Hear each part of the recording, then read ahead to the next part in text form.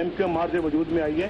कराची दहशत गर्दी की नजर हो चुका है। अताखोरी, दहशत गर्दी, बोरी बंद लाशें, ये किसने जन्म दी है? ये कहाँ से आई हैं? बाबर वारी को आपने देखा होगा, कहता है अल्ताफ हुसैन को, इमरान भाई आप कहाँ और अल्ताफ हुसैन कहाँ?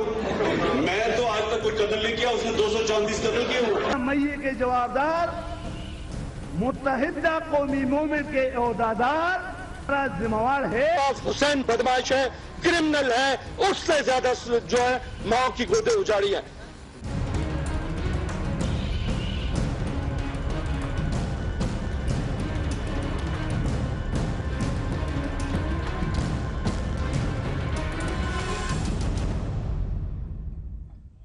इस शहर को रेंजर्स या पुलिस रेंजर्स या फौज की बैसाखियों पे कब तक चलाया जाएगा? उसी ऑपरेशन को सियासत की नज़र करके उन पुलिस अफसर को एक एक करके चुन चुन के शहीद किया गया। कराची की सड़कों पे सैकड़ों पुलिस अफसर शहीद हुए और उनको मारने वाले बड़े बड़े ऐवानों में बैठे रहे।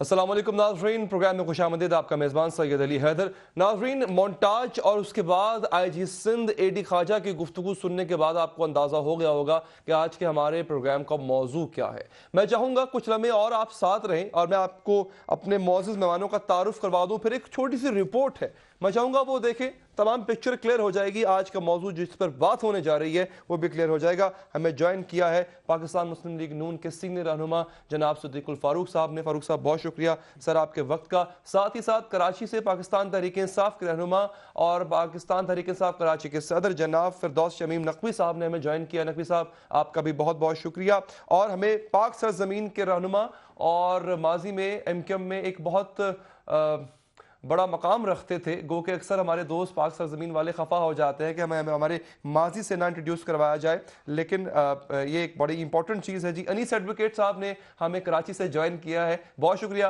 अनीस साहब आपके वक्त का। थोड़ी देर में हमें जनरल रिटायर्ड अमजद शुएब साहब भी ज्वाइन कर लेंगे। नाज़रीन, ये रिपोर्ट देखिए और इस रिपोर्ट से अखज़ हम करेंगे कि आखिर जो सवालात AD ख्वाजा ने उठाए हैं, आज नहीं बरसों से हर पाकिस्तानी और बिलखुसूस हर कराची में रहने वाली शहरी के जहन में ये सवालात उठते आ रहे हैं। मुलाहिज़ा कीजिए। ये 15 अप्रैल 1985 का दिन था। कराची में हालात मामूल के मुताबिक चल रहे थे, मगर फिर बुशरा ज़ैदी नामी तालिबा की हादसाती मौत से रोशनियों के शहर पर खौफ के ऐसे बादल छाए जिनकी घनघरज 2 दिहाई बाद भी सुनी जा सकती है। 90 की दिहाई में जब हालात की संगीनी काबू से बाहर हुई तो असबियत, लसानी झगड़े, भत्ताहोरी, बोरीबंद लाशें, सियासी मुखालिफिन का कत्ल, फिरका वाराना तशद्दुद कराची के अमन पर पंजे गाड़े कानून की हुक्मरानी को सुर्ख झंडी दिखा रहे थे।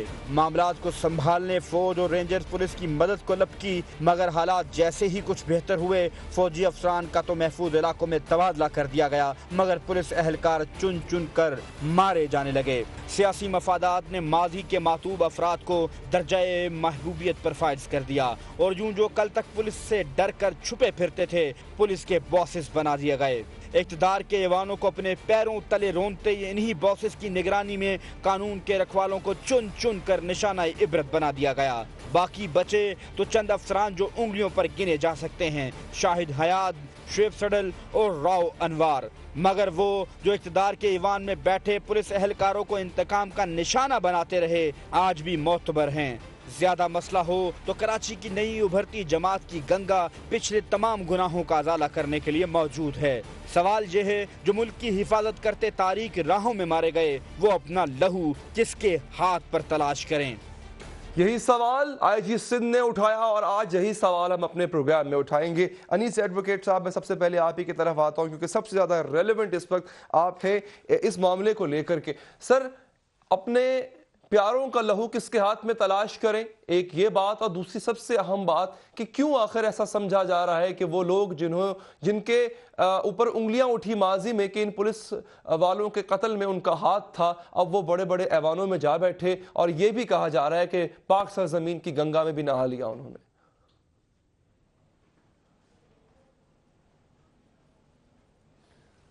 शुक्रिया अली। देखें, ये कल IG साहब ने जो बयान दिया, IG एक AD ख्वाजा साहब बड़े कॉम्पिटेंट ईमानदार अफसर हैं, इसमें कोई शक नहीं। اور بڑا ان کا ایک اپنا کردار ہے جی، اور ہم بڑی ان کے اس کردار کی قدر کرتے ہیں. لیکن جس طریقے سے انہوں نے یہ بات کی اس کو ایک تاریخی پس منظر میں دیکھنا چاہیے. 92 کا فوجی آپریشن کوئی ایم کیو ایم کے خلاف نہیں تھا, الطاف حسین کے خلاف نہیں تھا, بلکہ یہ 72 مچھلیوں کے نام پر ایک پوری کمیونٹی کے خلاف کیا گیا. یہ ایک اردو بولنے والی مہاجر آبادی کے خلاف اس کو موڑا گیا, اور اس میں دیکھیں اس کو بہت سنجیدگی سے, میری ذرا مجھے 2 منٹ دیجیے گا میں بالکل انٹرفیئر اس کو نہیں کر رہا. سمجھنے کے لیے اور مجھے بات کرنے کے لیے, لیکن briefly کیجیے گا. میں اس فوجی آپریشن کے اندر میں خود فوجی آپریشن کے اندر میں بھی اس کا وکٹم رہا ہوں. میری پوری فیملی وکٹم رہی ہے. میرے دوست یار, میرے پورے خاندان کے لوگ, فیملی کے لوگ تک وکٹم رہے ہیں. جی, 92 کے آپریشن میں جہاں پولیس والے نشانہ بنے, ہمیں ان کا بھی دکھ ہے, لیکن میرا سوال یہ ہے وہ جو ہزاروں نوجوان جن کو ماورائے عدالت قتل کیا گیا, جن کو گھروں سے اٹھا کر اور بیچ چوک میں مارا گیا, اس کا کون ذمہ دار تھا؟ 92 کے فوجی آپریشن کے بعد حکومتیں برطرف ہوئیں. سپریم کورٹ نے اپنے فیصلے میں لکھا کہ ایکسٹرا جوڈیشل کلنگ ہوئی ہے. کسی کو بھی کسی پہ گناہ ہے, کسی پہ اگر جرم ہے تو کس قانون کے تحت یہ حق دیا جا سکتا ہے کہ اس کو اٹھا کر, یعنی اس کا ذمہ دار وہ افسران تھے انیس صاحب کے جن کو بعد میں قتل کیا گیا. وہ تو اپنے اگر وہ تھے بھی صحیح تو وہ تو اپنے آرڈرز فالو کر رہے تھے. مکمل کر لینے دیجیے, میں بات مکمل کرنے لیں دیجیے. مجھے بات کو اگر آپ ٹویسٹ کروائیں گے تو وہ بات غلط ہو جائے گی. مجھے بات کو مکمل کر لینے دیجیے. 92 کے آپریشن کے بعد میاں نواز شریف صاحب نے 96 میں الطاف حسین سے معافی مانگی کہ یہ غلط آپریشن ہوا. میاں نواز شریف صاحب نے کمپنسیشن دیا ان ورثہ کو, ان لوگوں کو جو ایکسٹرا جوڈیشل کلنگ کیے, مارے گئے تھے. تو بات آئی جی صاحب اگر کر رہے ہیں تو اس کے اوپر ایک ہائیلی کمیشن بننا چاہیے. اسی نقطے پہ میں آنا چاہ رہا تھا انیس صاحب, مجھے چونکہ میرے پاس وقت کم ہے اور میں چاہوں گا ہم اگلے سیگمنٹس میں مزید تفصیل سے بات کریں گے. آپ نے اپنی اوپننگ سٹیٹمنٹ دے دی. صدیق الفاروق صاحب, معافی بھی مانگی گئی, یہ آپریشن بھی غلط تھا, اور اگلی بات جس کو ایڈوکیٹ صاحب, میں چاہوں گا جب دوبارہ جاؤں تو یہ سوال ان سے کروں گا کہ کسی بھی طرح سے کسی کو حق پہنچتا ہے کہ وہ ان افسران کو نشانہ بنایا جائے جس آپریشن میں شامل تھے. بسم اللہ الرحمن الرحیم. یہ معاملہ ایم کیو ایم کی تخلیق جس تعصب کی بنیاد پر, مہاجریت کی بنیاد پر, حالانکہ یہاں کے لوگوں نے جو انصار تھے انہوں نے تو بازو کھولے اور ان کو اپنے ساتھ ان کے حقوق سلب نہیں ہو رہے. میں عرض کر رہا ہوں, کیا ایم کیو ایم ایک ریاکشن کا نام نہیں تھا؟ میں یہ عرض کروں گا کہ جتنی بیوروکریسی آئی وہ اردو سپیکنگ اور مہاجرین میں سے تھی. فوج میں مہاجر آئے, یہ تو پھر بعد میں کوئی ایسی صورت پیدا کی گئی جہاں تعصب اور پھر ایک ریاکشن یا جو بھی تھا اس میں یہ ایک ایم کیو ایم بنی. پھر ایم کیو ایم والوں نے کیا کیا کہ اس کے جواب میں پنجابی پختون اتحاد بنا. گنتی گنوائی جاتی تھی, لوگ وہاں سے بھاگتے تھے, پنجاب میں آئے. پھر اس کے بعد کچا کلا آپریشن ہوا, پکا کلا آپریشن ہوا, کراچی میں ایک آپریشن ہوا نصیر اللہ بابر صاحب کے زمانے میں وغیرہ. پھر آپ نے وہ دن بھی دیکھا کہ ادھر چیف جسٹس جانا چاہ رہے تھے اور ادھر لاشیں گر رہی تھیں, اور یہاں سے پرویز مشرف صاحب پارلیمنٹ کے سامنے جلسے سے خطاب کرتے ہوئے کہہ رہے تھے کہ یہ طاقت کا مظاہرہ ہے. لیکن مسئلہ یہ ہے صدیق الفاروق صاحب, تب آپ کی سوچ ایسی نہیں تھی, پہلے میاں صاحب کی سوچ ایسے کیوں نہیں؟ ہماری سوچ ایک توقف کیجیے گا. تو پروڈیوسر صاحب ذرا چلائیے گا, بڑی پرانی ویڈیو ہے میاں نواز شریف صاحب کی, وہ چلائیے گا, اور تھوڑا جو بعد میں ایک فرق آیا اچانک سے میں ناظرین کو دکھانا چاہوں گا, ذرا سنیے جی. میں خود کراچی گیا تھا اور میں نے دیکھا پیپلز پارٹی کے گنڈوں اور لٹیروں کی بربریت, اور جس طرح سے انہوں نے چھوٹے چھوٹے بچوں کو, جس طرح سے انہوں نے بوڑھوں کو, بیٹیوں کو انہوں نے خون ان کا کیا ہے, اس نے انتقام کا نشانہ بنایا ہے. وہاں چھوٹے چھوٹے بچوں کے جسموں کے اوپر ان کے میں نے کمروں کو دیکھا, وہاں پہ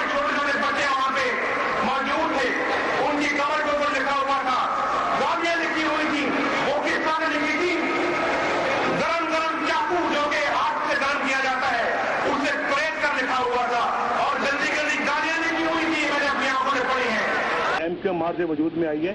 कराची दहशत गर्दी की नजर हो चुका है। ऐसा क्यों था फारूक साहब? पहले कुछ और अब कुछ और। मैं ये तजादात हमारी कौमी सियासत में हैं मौजूद, और अब अल्हम्दुलिल्लाह आहिस्ता आहिस्ता ख़त्म हो रहे हैं, इसलिए कि यहाँ आइन और जमहूरियत को तसलसल के साथ चलने नहीं दिया गया और एक पिच दी गई कि इस पे आपने खेलना है। जब लीडरशिप ग्रो कर गई, गमले से निकल के बाहर उन्होंने जड़ें ज़मीन में चली गई, तो फिर उनको भी बहुत कुछ किया गया। परवेज़ मुशर्रफ ने क्या किया?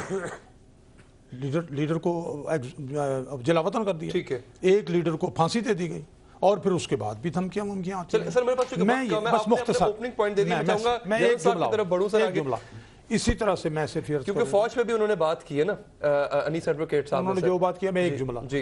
अब ये जो इस वक्त सिलसिला 8.5 साल से जमहूरियत का चल रहा है, पाकिस्तान के तमाम तजादात का, मसाइल का हल आईनी जमहूरी तसल्सल। बहुत बेहतर। जनरल साहब, अनीस एडवोकेट साहब ने कहा कि फौज भी शामिल थी। चलें ठीक है, शामिल तो थी वैसे इसमें। एक्स्ट्रा जुडिशल किलिंग हुई, ये भी हुई, उसका रिएक्शन क्या ये दुरुस्त था कि वो पुलिस अफसरान फिर मारे गए जिन्होंने उस ऑपरेशन में हिस्सा लिया था? दे वर फॉलोइंग ऑर्डर्स। बिस्मिल्लाहिर्रहमानिर्रहीम। देखिए, बात यह है कि पहली बात तो जनरल मुशर्रफ हो, मियाँ नवाज शरीफ हों या जरदारी साहब हों, सब ने बग़ैर किसी तफरीक के अपने मुफादात के लिए MQM के साथ समझौते किए और उनको इस्तेमाल किया, बावजूद उनके जराइम के। सबको पता था अंदर से। और 92 का ऑपरेशन जो मियाँ साहब ने बंद करवाया, चूंकि मैं उस ऑपरेशन का जराइम रिएक्शंस नहीं थे, रद्द अमल नहीं, मैं उस ऑपरेशन का हिस्सा था। हमने वो ऑपरेशन वहां किया। जी। मेरे ट्रुप्स से कराची में जनापुर के नक्शे हकीकत थी। वो एक गलत और बेशरम आदमी पैसे खा के झूठी स्टेटमेंट्स यहाँ दे गया कि ये हकीकत नहीं थी, ये हकीकत थी। इसी तरह टॉर्चर सेल एक हकीकत थी। इसी तरह रॉ के साथ कनेक्शन एक हकीकत थी। आज ये खुद कह रहे हैं, पाक सरजमीन के लोग कहते हैं। ठीक है। मैं तो विंडिकेटेड हूं, मुझे तो जो मैंने उस जमाने में हमने कहा वो आज खुद ये लोग बयान कर रहे हैं। हम मानते हैं, ठीक है। तो फिर झगड़ा क्या था? लेकिन क्या दूसरी तरफ से भी ऐसा नहीं हो रहा था? दूसरी तरफ से भी ऐसा नहीं हो रहा था जनरल साहब? कहां से? जिन लोगों ने एक्स्ट्रा जुडिशियल किलिंग की, जिन लोगों ने बकौल इनके महाजर कौन को सप्रेस किया, उनको दबाया, उन पर जुल्म किया। अच्छा, वो यहाँ तक कह रहे हैं कि एथनिक क्लींजिंग करना चाहते थे। ये फैसला कौन करेगा? गलियों में लड़ाइयां लड़ी। आपने उस जमाने में नो गो एरियाज बनाए हुए थे, स्टील के गेट लगा के गलियों को बंद किया हुआ था, किलाबंदियां की हुई थी। ये रियासत है? वो तो खैर आज तक भी था। ये तो ये कराची कराची तरफा अगर बात सुनेंगे, एक तरफा बात सुनेंगे तो वो यही जुल्म की दास्तान लगेगी जैसे करबला खुली हुई थी। लेकिन अगर आप दो तरफा हकीकत जानेंगे तो आपको पता लगेगा कि इन्होंने क्या क्या जुल्म किया उस जमाने में और क्या हरकतें होती थी वहां पे। मुझे ब्रेक लेना था। ये जो बात जनरल अमजद शोएब साहब ने 100% दुरुस्त की, जिसका कारण है कि पता नहीं पैसे लेके क्या वो बयान दे गया।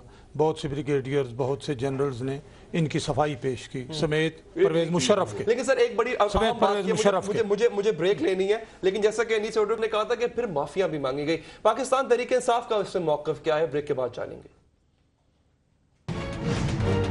पुलिस वालों के हाथों मारे गए, तो क्या सर फिरदौस साहब ये जस्टिफिकेशन किस तरह से बनती हुई नजर आती है कि आपने इतने मारे तो बदले में आपके भी मरे?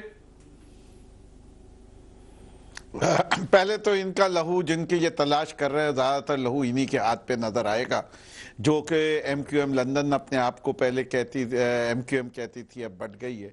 लेकिन मैं अली, अगर आप इजाज़त दें, ज़रा क्विकली रिकैप करना चाहूँगा। कुछ हिस्सा आपसे मिस हो गया पाकिस्तान की तारीख का। 1958 से लेके 1971 तक हमारे यहाँ जो है प्रोविंसेस ख़त्म कर दिए गए। 2 हो गए, वेस्ट पाकिस्तान, ईस्ट पाकिस्तान, और वो डोमिनेट किए जाने लगे from a certain one language speaking point of view से, जिसकी वजह से कराची के अंदर एक अनरेस्ट पैदा हो गया, स्पेशली आफ्टर 1971, जब मोहम्मदपुर और मीरपुर के अंदर जो बिहारी रहते थे और पाकिस्तान आना चाहते थे जो लोग, उनको पाकिस्तान ने कबूल नहीं किया।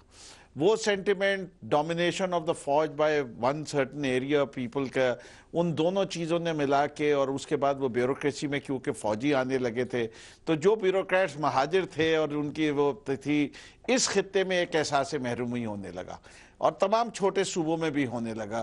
پروونسز آ گئے لیکن سندھ کی سچویشن اور ایگریویٹ ہو گئی اس سے کہ all of a sudden Sindhi language جو ہے وہ انٹروڈیوس کر دی گئی کریکولم کے اندر ایز اے کمپلسری سبجیکٹ. یعنی آپ بھی فردوس صاحب بلیو کرتے ہیں ایڈوکیٹ صاحب کی بات پہ کہ ایتھنک کلینزنگ اور ایک خاص کمیونٹی کے خلاف یہ آپریشن تھا؟ میں آپ کی باتوں سے یہ اخذ کر پا رہا ہوں سر. نہیں اچھا، میں آپ سے صرف یہ کہہ رہا ہوں کہ ایک احساس محرومی پیدا ہوا کراچی کے رہنے والوں کے اندر جو کسی حد تک جائز تھا. اس احساس محرومی کا فائدہ اٹھایا گیا، بھٹو کو ٹانگا گیا. بھٹو کے ٹانگنے کی وجہ سے جو ہے کچھ مسائل آ رہے تھے. ایک ہماری انٹیلیجنس ایجنسی کے، فوج کے، اسٹیبلشمنٹ کے، جو نام لینا چاہیں، انہی نے سندھ کو اربن رورل ڈیوائیڈ میں تقسیم کر دیا اور الطاف حسین اور ان کے سارے ساتھی اسی کی پیداوار ہیں. بوتل سے جن نکال دیا گیا، جن جو ہے پھیلتا گیا اور 92 میں اس جن کو قابو کرنے کی کوشش کی گئی اور اس کو اگر اس وقت قابو کر لیا جاتا تو شاید آج اس ملک کا مستقبل بہت بہتر ہوتا. جو کچھ جنرل صاحب نے کہا میں اس کی گواہی دیتا ہوں، میں اسی شہر میں رہتا ہوں، اسی میں پلا بڑا ہوں، بالکل درست فرما رہے ہیں. بوری بند لاشیں جو ہیں دلوں میں سے ڈرل کیے ہوئے، ٹانگوں میں ڈرل کیے ہوئے، یہ فوج نہیں کرتی، ہماری انٹیلیجنس ایجنسیز نہیں کرتی. یہ اگر کرتے ہیں تو یہ انہی کی دو جماعتیں ہیں جو آپس میں لڑ رہی تھی، جنہوں نے ایک دوسرے کے ساتھ کیا. ٹھیک ہے فردوس صاحب، آپ کا پوائنٹ آ گیا. اس کے بعد میرے پاس وقت کم ہے، اس آپریشن کے بعد ایک منٹ انیس ایڈوکیٹ صاحب ایک بات کہوں گا. اس آپریشن میں 19 ایس ایچ او بچے تھے. اس کے بعد ایک ایس ایچ او مار دیا گیا جب یہ پاور میں آئے. یہ اتنے عرصے پاور میں رہے. فردوس صاحب، چونکہ ہسٹوریکل کانٹیکسٹ میں جانے کا وقت ہمارے پاس بہت کم ہے. انیس ایڈوکیٹ صاحب، انیس قائم خانی سے لے کے انیس ایڈوکیٹ تک بڑے بڑے اہم ستون رہے ہیں ایم کیو ایم کے، جن کے نام جو ہیں وہ آج بھی کراچی میں گونجتے ہیں اور اب پاک سرزمین پارٹی میں. سر، پاک سرزمین پارٹی میں آنا اور ایم کیو ایم کے اوپر یہ تمام معاملات، لیکن جس کا جہاں جہاں تاریخ میں نام آیا ہے، کیا آپ کو نہیں لگتا وہ تاریخ چاہے جس کی بھی ہو دوبارہ ایک دفعہ کھنگالنی چاہیے، جس کے ہاتھ پہ جس کا لہو ہے؟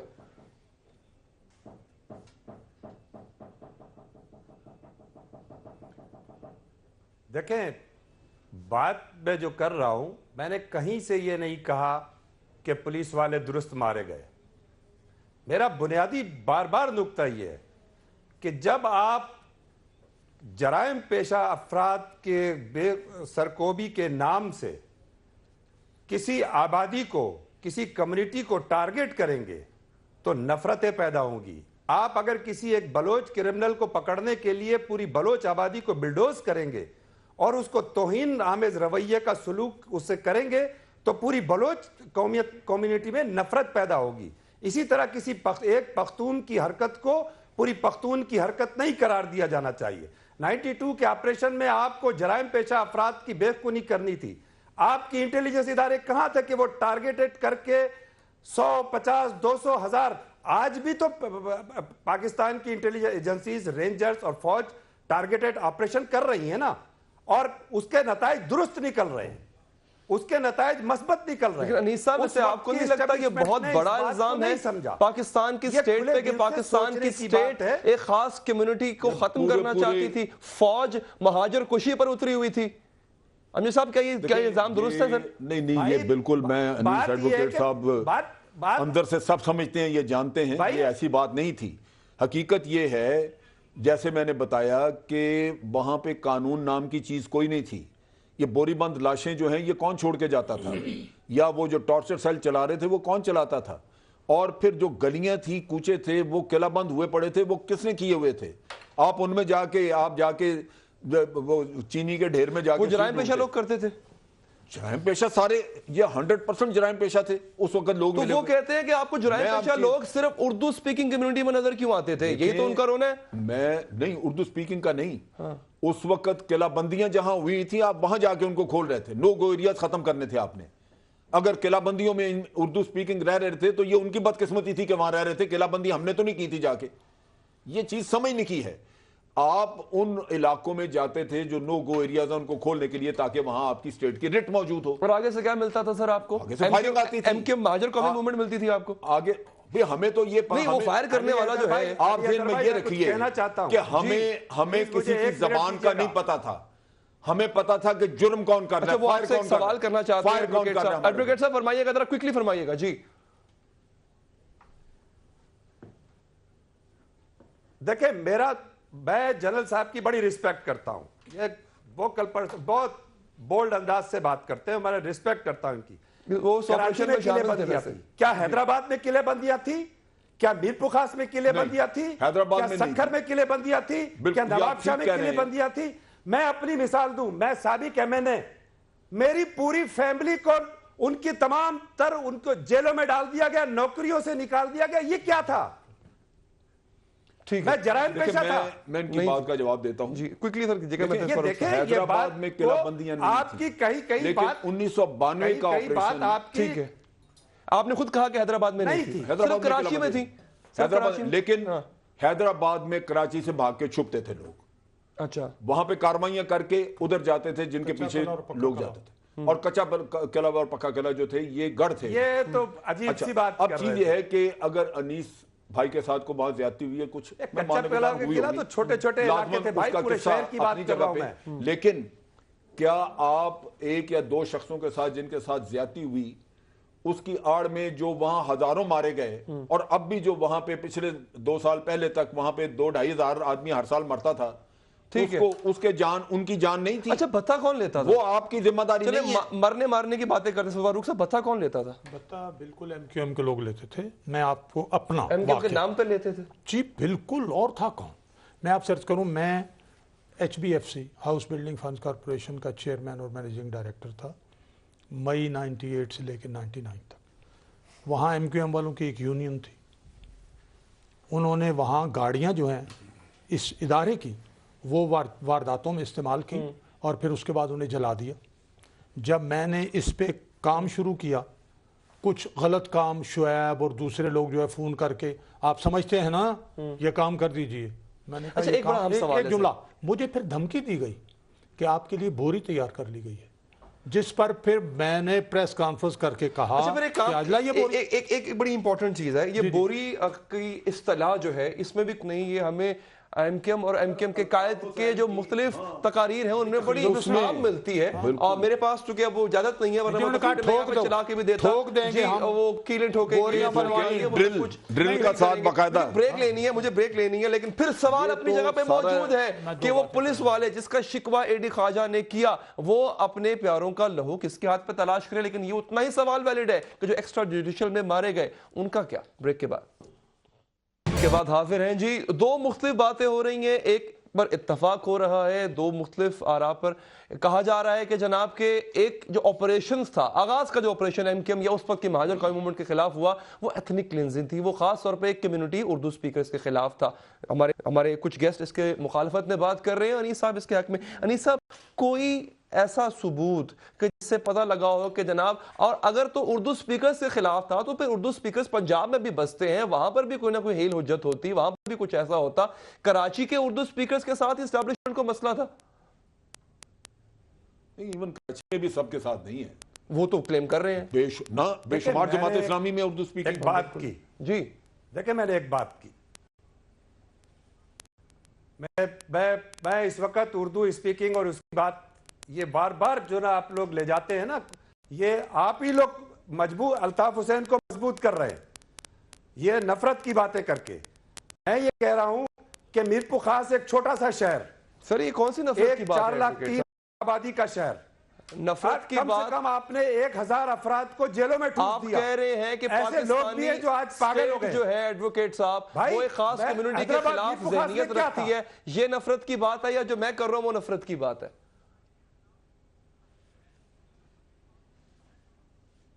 دیکھیں میں یہ بات کر رہا ہوں کہ بھائی آپ نے آپریشن کرنا تھا کرمنل کے خلاف، آج بھی آپ جرائم پیشہ افراد کے خلاف آپریشن کر رہے ہیں، تو کیا اس میں کہیں نفرت کی بو آ رہی ہے؟ نہیں آ رہی ہے. یہ ایک سمجھداری سے آپریشن کیا جا رہا ہے کہ ایک را کا ایجنٹ اس نے ایک پوری کمیونٹی کو بہکا کر ایک غلط راستے پہ ڈال دیا. اصل مسئلہ اس کمیونٹی کو سہارے کی ضرورت ہے, اس کمیونٹی کو اس را کے ایجنٹ سے نجات دلانے کی ضرورت. تو پھر آپ مان گئے نا کہ اس وقت وہ اگر آپریشن درست تھا تو جماعت اور اس کا قائد را کے ایجنڈے پہ کام کر رہا تھا, تو سر اس سے بڑا کرائم اور کیا ہو سکتا ہے ایڈوکیٹ صاحب؟ دیکھیں میں ایک فرق سمجھاؤں. انیس بھائی آپ ایک بات سنیے. تو بھائی جماعت کے خلاف کیا جاتا, وہی تھا. جماعت کے خلاف بھائی میری بات سنیے. الطاف حسین کے خلاف کیا جاتا, میری بات سنیے. آپ نے کمیونٹی کے خلاف کیا تھا. آپ نے سر کمیونٹی کے خلاف کیا تھا؟ نہیں میں سمجھاتا ہوں, میں ان کو سمجھاتا ہوں بات, اگر آپ کی بھی سمجھ میں آ جائے گی تو آپ ان کو قائل کیجئے. جی دیکھیے بات 1992 اور 94 اور آج کے آپریشن میں ایک فرق ہے. آج ایم کیو ایم کے کسی فرد نے ریاستی اداروں کے خلاف ہتھیار نہیں اٹھائے. اس کی وجہ کہ ان کی پالیسی تبدیل ہوگی, ایم کیو ایم کی پالیسی تبدیل ہوئی. ان کو اس اوپر سے حکم دیا اس زمانے میں اس آپریشن پہ, کیونکہ یہ آپریشن جو ہے اس کا بظاہر الطاف حسین مطالبہ کر رہے تھے کہ جی کراچی میں آپریشن کرائیں, بلکہ انہوں نے تو فوج کو دعوت دی. اب وہ کہتے ہیں جی ہمارے تو مطالبے کے اوپر آپریشن شروع ہوا. اب اگر آپ کے مطالبے پہ آپریشن شروع ہو تو آپ اپنے لوگوں کو کہیں گے کہ اچھا ہتھیار لے کے ان کے سامنے ہو جاؤ. لیکن 92 اور 94 میں سچویشن مختلف تھی. اس وقت سب نے ہتھیار انہوں نے اٹھائے ہوئے تھے اور یہ مقابلہ کرتے تھے. مقابلے میں دونوں طرف سے جب فائرنگ ہوتی تھی تو بے گناہ مرتے تھے, فوجی بھی مرے. آپ ریاست کے خلاف ہتھیار اٹھاتے ہیں کبھی؟ سر اردو سپیکر کے خلاف کوئی کارروائی ہوئی؟ اردو سپیکر کا نہیں ہے, ان لوگوں کے خلاف جو ہتھیار اٹھاتے تھے, ان لوگوں کے خلاف جو جرم کر رہے تھے, ان لوگوں کے خلاف جن کی انٹیلیجنس رپورٹس ملتی تھی کہ ڈاکوں کے خلاف بھی ہوئے تھے, ڈاکوں کے خلاف بھی ہوئے تھے. اچھا اگر اس زمانے میں بھی یہ ہتھیار نہ اٹھاتے تو آپریشن آج جیسا ہی ہو رہا ہوتا جو اب ہو رہا ہے. ٹھیک ہے شمیم نقوی کوئی مارا نہ جاتا. بالکل میں آپ کے پوائنٹ آ گیا سر, وقت میرے پاس بہت کم ہے. سر آپ کے پاس آتا ہوں. نقوی صاحب تو دور بیٹھے ہیں, بڑی دیر سے انتظار بھی کر رہے ہیں. نقوی صاحب یہی نوشن سر کہ اردو سپیکر یا کسی خاص کمیونٹی کے خلاف ایسا کچھ نہیں ہوا, ورنہ پھر کراچی کے اور بھی بڑے حصے تھے, حیدرآباد بھی تھا. جی دیکھیے میں اس کو تھوڑا سا جنرل صاحب نے بہت حد تک کیا. بتائیے کہ کراچی کو بند کرنے میں کس کا ہاتھ تھا کہ ایک چٹکی پہ شہر کو بند کیا جاتا تھا, ایک تالی پہ کھولا. معاشی قتل کرنا کا کون ذمہ دار تھا؟ الطاف حسین کراچی اتنے پیچھے کیوں چلا گیا؟ جی تو جب واضح ہے, اور یہ لوگ اتنے نہ سمجھ تھے, یہ تو دودھ پیتے ہوئے بچے تھے سب لوگ, انیس قائم خانی صاحب اور فاروق ستار صاحب, جو بھی پورے ایم کیو میں, یہ کس طرح ڈیفینڈ کر سکتے ہیں ان سب چیزوں کو؟ کیا ان کو نہیں علم تھا کہ بھتہ لیا جا رہا ہے؟ یا کیا ان لوگوں کے ورکرز کو پلاٹس نہیں ملے چائنا کٹنگ کے؟ آج یہ انڈر پریشر ہو کے اپنے آپ کو دھلوا کے دودھ کے دھلے بن کے آ رہے ہیں سب کے سامنے, trying to again give protection to the same kind of criminal element. بنا جا سکتا سب کے لیے ایمنسٹی مانگ رہی ہے, اس وقت پی ایس پی ایمنسٹی مانگ رہی ہے اسی کرمنل ایلیمنٹ کے لیے. کس منہ سے مانگ رہی ہے؟ جس شہر نے اتنا سفر کیا ہو. کم سے کم ان کو اگر کرنا چاہیے تو پہلے ٹروتھ اینڈ ریکنسیلیشن اپنے ہاں بتائیں. ٹھیک ہے انیس صاحب جواب دیجیے گا اس کا, ایک منٹ آپ کو چاہوں گا آپ اس کو بریفلی انالائز کر سکیں. انیس صاحب جواب دیجیے گا بات جو بھی نقوی صاحب نے کی ہے, کس طرح سے ایک پارٹی کو چھوڑ کے دوسری پارٹی میں آ جانے سے پورے کے پورے دھل جاتے ہیں تمام معاملات. دیکھیں نقوی صاحب تو دیکھیں میں نقوی صاحب کو کیا کہوں. نقوی صاحب کی بات کا میں اس قابل نہیں کہ میں جواب دوں. نقوی صاحب کی بات کا بنیادی چیز یہ ہے کہ اس شہر پر ہم اس صوبے پر, اس شہری علاقوں پر ایک کمیونٹی کو ایک را کے ایجنٹ نے پیسے لے کے اس ملک کو, اس شہر کو تباہ کیا. ہم اس سے نجات دلانے کے لیے آئے کہ آپ کمیونٹی کو میں معذرت سے انیس صاحب صرف فالو نہیں کرتے تھے, آپ پوچھتے تھے اس را کے ایجنٹ کو, وہ پتہ نہیں چلا آپ کو کہ را کا ایجنٹ تھا. دیکھیں سب پوچھتے تھے, یہ کوئی نئی بات نہیں ہے, یہ کوئی نئی بات نہیں ہے. دیکھیں اگر کل چوری کرتے تھے تو آپ مجبور کر رہے ہیں کہ ہم جا کے آج بھی چوری کریں. نہیں سر, کم سے کم مانے کہ ہاں چوری کرتے تھے. ہمارے مثبت اقدامات کو آپ غلط رنگ دے رہے ہیں. یہ مثبت اقدام کیسا ہے سر؟ میں ایک جگہ پر چوری کرتا رہا, پھر میں نے اپنی پارٹی تبدیل کر لی, اس کو میں مثبت اقدام کہوں گا سر؟ کم سے کم بتائیں تو صحیح کہ ہم نے کیا کیا ماضی میں.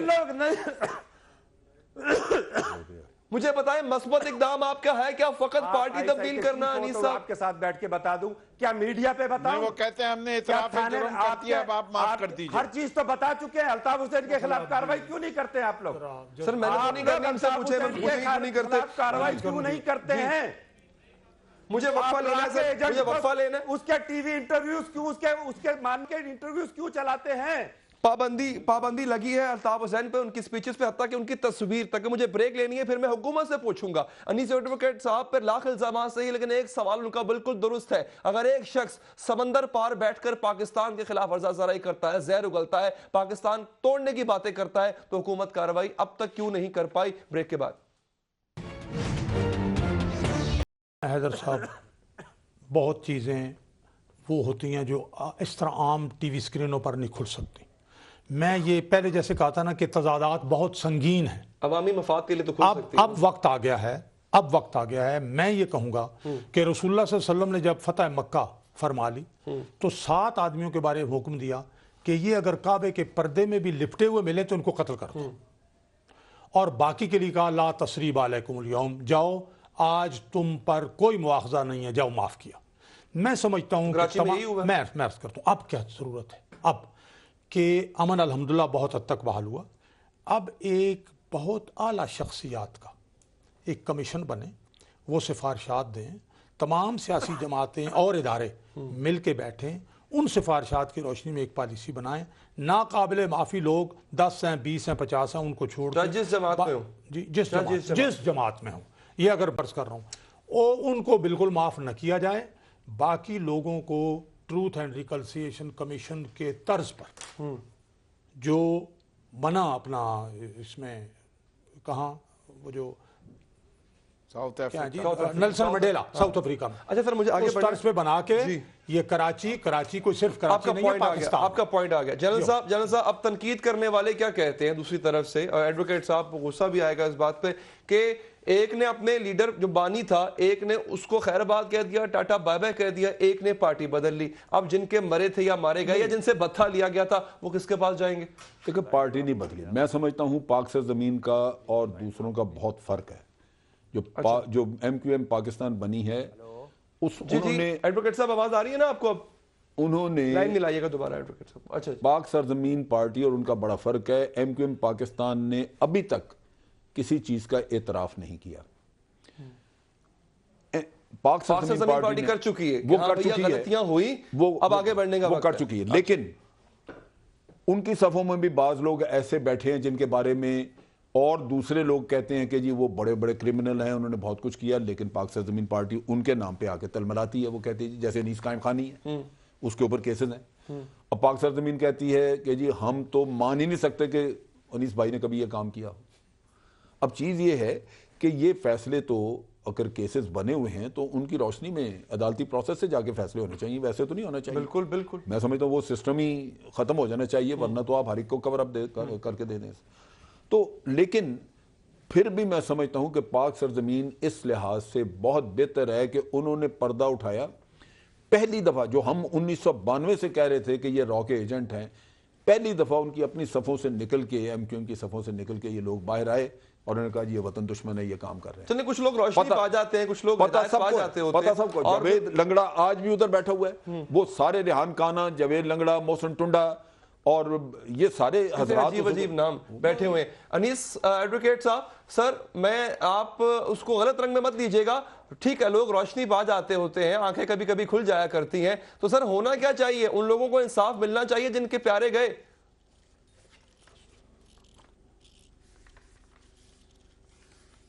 دیکھیں مجھے 1 منٹ دے دیجئے گا، میں اپنے مہمانوں نے ابھی جو آخر میں گفتگو کی، میں ان کی باتوں کو بہت رسپیکٹ دیتا ہوں، جی بہت صحیح باتیں کی انہوں نے، خاص کر فاروق صاحب نے، صدیق فاروق صاحب نے اور جنرل صاحب نے بھی۔